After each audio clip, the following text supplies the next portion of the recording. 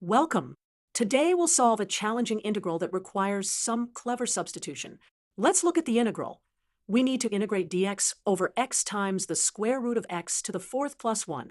This integral looks quite complicated, but we can solve it using a clever substitution.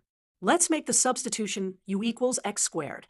This means that x equals the square root of u, and dx equals 1 over 2 times u to the negative 1/2 du.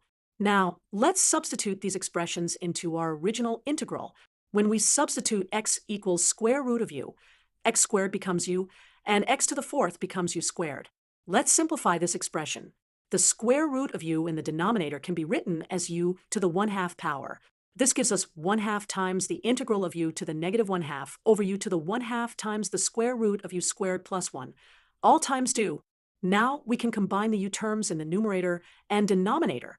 The negative 1/2 power minus the positive 1/2 power gives us negative 1. So we have 1/2 times the integral of u to the negative 1 over the square root of u squared plus 1 times 2. Here's where we make another clever substitution. Let's let u equals tan theta. This means that du equals sec squared theta d theta.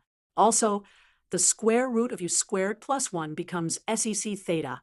When we substitute these expressions, our integral becomes 1/2 times the integral of 1 over tangent theta times 1 over secant theta times secant squared theta d theta. This simplifies nicely.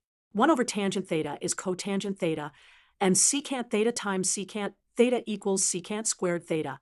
So we have 1/2 times the integral of cosine theta d theta. This is a basic integral. The integral of cosine theta is sine theta, so we get 1/2 sine theta plus c. Finally, we need to substitute back to get our answer in terms of x. Remember that u equals tangent theta and u equals x squared. So sine theta equals x squared over the square root of x to the fourth plus 1. And there we have it. We've solved this complex integral through a series of clever substitutions. The key steps were our initial substitution of u equals x squared, followed by the trigonometric substitution of u equals tangent theta,